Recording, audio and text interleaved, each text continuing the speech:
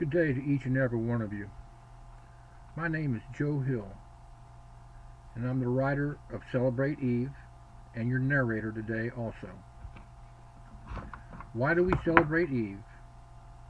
Because without her taking that bite, we would not have had knowledge coupled with free will, which is really what gives this planet the fun place to come for our spiritual growth. This is a spiritual book, not religious. Everything in this book is true. Some names were changed in the book either to protect their privacy or their permissions were not given to use their names. Those that have been correctly identified gave their permission for name and likeness to be used.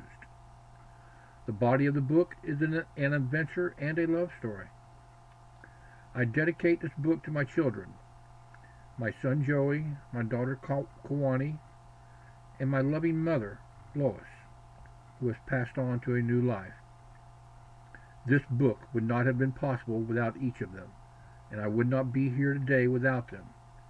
My brother had a big part in it too. I love my children more than life itself, and although I know we fall short of perfection as a child or a parent, we must forgive ourselves first to go further and to keep trying.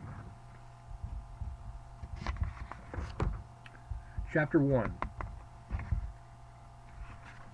The Night of the Cobra. The little general, him, the evil one, and other much whispered terms were used to describe George Paul, the mastermind behind this adventure. I like to think of him as the Cobra, or Geppetto, the puppet master. Steady and methodical, deadly when attacked, Svengali-like, the Cobra, pulling the strings of fate to teach us how to stay alive. His mindset was militaristic. The goal is ahead! Take the mountain! He is small in stature, but soon after you engage him in conversation you realize that he's a calculated thinking machine behind those oh so carefully chosen words and movements. On Wednesday, the night of the first week of this adventure, at about 10 p.m., the men's barracks were alerted to a possible attack on our base.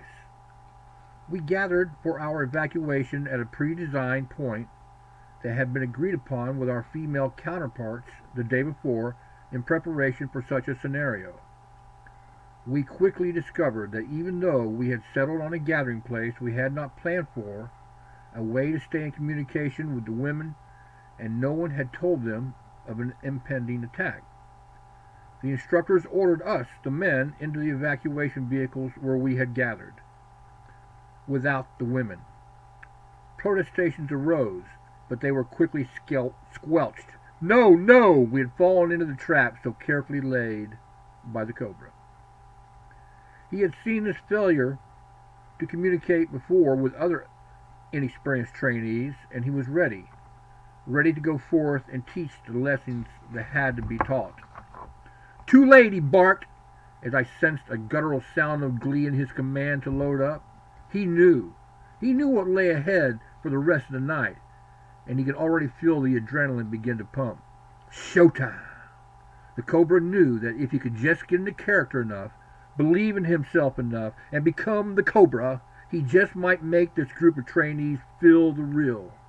And that would mean he had accomplished his goal and embedded into the subconscious of another noob a way to save lives. He rules with an iron fist and expects only as much as he gives. Who but he could really give that much? Through all the tough, granite-hard exterior is a caring soul that believes in what he is doing. It is what drives him. But for now, it was time for the lambs to be led to the slaughter. It was to be a night embedded in our minds with all the sounds and smells and degradation that we could handle, or that the Cobra could dish out. Our instructors were not happy. We were transported to a remote location in our military troop transport. As we traveled the desolate byways of the surrounding mountainous country, We were jostled around on those wooden seats of the troop transport. We wondered what the women were going through right then. It would only be later that we would discover their horrible fate. Suddenly, near a stream, explosions and gunfire ripped the quiet of the night. Our vehicle came to a jostling stop, and gunfire exploded all around us. Some of the soldiers outside of the truck taunted us at the edge of the tarpaulin cover by banging on it and screaming. We were ordered out and lined up on our knees with our hands interlocked behind our head. We were dealing with masked men in uniforms of the government opposition forces. We found ourselves kneeling in an area that had been occupied by sheep sometime earlier, but had left a special present for whoever would venture behind them. The kind of present that a mother would be proud of when their child was being potty trained. The driver of our transport was brought before me blindfolded and screaming, while being gripped by two of the dark forces of the night. The one in charge shouted at me, asking if I knew the driver. There was a momentary interlude of silence. The man before me had been observed around the military base where we had been housed, but I did not really know him, so I said that. They took him to the side of the river and blew his brains out. The rat-a-tat-tat of fully automatic machine guns were deafening in the cool night air. A feeling of dismay came over me. What if I had said something different? Could his life have been saved in this scenario? We could no longer hear the calm of the gently flowing mountain stream right next to us. Our ears were ringing from the weapon fire.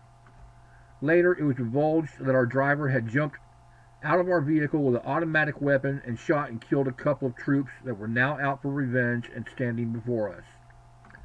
By our negotiated agreement with the opposition forces, no one in our contingency should have had a weapon at all. The driver was dead no matter what would have been said. I may have been shot too if there had been an omission of any kind of real allegiance to him. I don't know. The Cobra had let me live that night and even allowed me to continue in this surrealistic event of a lifetime. No one could see which one of the armed masked men he was, but he was there, pulling the strings, watching every move, and changing the scene as he felt needed. The berating by the opposition forces continued. They singled out some of us for ridicule and threats, seeing what we could take. After the opposition forces had finished with their own fun, it was time for a formal dress-down by our command staff for our inability to think of our group as a unit. The difference now was that this admonition was real. They insulted our manhood about to the extent that some of the men attempted to say something in defense. That was not the thing to do. More verbal punishment was dished out with a thick slice of degradation on the side. The commanders emphasized the need for us to understand that our teams were supposed to be like a well-oiled machine. Teamwork is supposed to mean that one part of the team is as important as the other. Every part is interdependent upon the other. Without a part of our machine, we were not the same team. The loss of any part is like the loss of a limb. The loss of our women that night was more than the loss of several of our team members. It was the loss of the limbs of our body. That is what the instructors wanted us to learn that night. As the night of hell continued, we were quick marched toward civilization down the unpaved, dusty road in the moonlit, beautiful Macedonian night. We marched in silence and shame for our incredible, inexcusable mental lapse in evaluation. If the actions of that night had been real, it could have meant our female comrades' lives. We would hear more about our debacle in the morning. It seemed like more than the few short miles it was. Silence and marching do not fit together. In basic military training, march was done with the second and cadence of soldiers' voices blending and acting as one, giving strength to one to many. But that was not for the night. Silence pervaded the atmosphere of that march. Introspection was the order of the evening for all of us. An internal question developed as we marched on in the night. Do I have what it takes to help others and still survive? Upon arriving at the base, we turned in for sleep. Discussion was for the next day in a classroom situation. We never forgot about the group functioning as a whole entity after that night. Chapter 2. How it began. This journey began as a college class for me in pursuit of a bachelor's degree in Public Safety Administration at Indian River State College. It became something else for me. The course was described as a platform for preparing the participant for the life of a humanitarian aid worker in an on-the-job training exercise. When the student leaves the course, they will not only have time spent in real-life scenarios, they will have bonded with the other participants as a family. No one can go through the experiences this course puts a participant through without establishing life bonds with the others around you. The internet allows us all to still have contact as if we were still together. The incoming new student will feel a plethora of emotions as they and their comrades are pushed to extreme emotions, both good and not so good. There will be times when they will feel that they can't march a step further up that mountain, and then someone like Lucky in the group will say, in my case, "Come on, old man, you can do it. There's no turning back now." It will be that little vote of confidence from one of their bonded comrades that will give someone the courage to say, "Yes, I can." It did for me. The objective of this multi-college, multinational effort is to train international relief workers, humanitarian aid practitioners, and future emergency managers with a practical education through use of hands-on training techniques. This journey began for me even before leaving my home in Fort Pierce, Florida. For some reason, I felt compelled to go, period. And there's a section of the book when I talk about how I received a message at the security guard gate and what it said to me and how it came about. My book is free and downloadable at celebrateeve.com. No space between Celebrate and Eve. It's all one word, celebrateeve.com. Two E's right there in the middle next to each other. And I have experience as an engineer at Kennedy Space Center working on the space shuttle program. I had a top secret clearance. The things I talk about, aliens and space vehicles, are common knowledge. When I signed my top secret clearance, it said, when things come to light and become public domain, that means you can talk about them. So the things I learned under top secret clearance, I talk about on my website. Aliens, and as for God, I'm a minister. I have full faith in God, full faith in Jesus, but He is not the only way.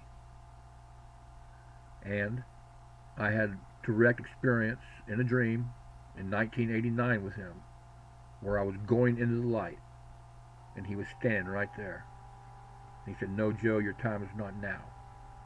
And then He said something else to me afterwards. And what He said afterwards, I've preached ever since. There is more than one way to heaven besides Him. And He told me Himself. And that's in my book also. In the afterward part about the author. I hope this gets you to download my book, to look at my website, consider the things I'm saying, and especially after the most recent congressional hearing in late July, where under oath these people admitted Roswell was a real event, which I've preached for years. I learned that while I was at Kennedy Space Center. Alien bodies were recovered, and we have reverse engineered those flying saucers, and we have craft like that of our own that uses anti-gravitation technology. But that's beside the point of the spirituality that I want you to get from my book. The love of God, the sense that Jesus is real, and so is God. And the adventure that I had in Europe in 2008. And I graduated college in 2009 with 3 degrees. 2 are in law enforcement. I love wearing a badge. I wore a federal badge in the 80s, state badge for 10 years, 90s and 2000s, and I wear a security badge now. I'm prepared to jump into action to help anyone, just as I always have been, and have awards for it when I back in my heyday. Just an old man now. But I'll dye my hair the day I die, and I will date younger women. I'll date women my own age too, for that matter. They're all pretty good. Thank you, and I hope you will go to my website and check it out. Celebrate Eve, all one word, no space, 2 E's right there in the middle, .com. Thank you very much.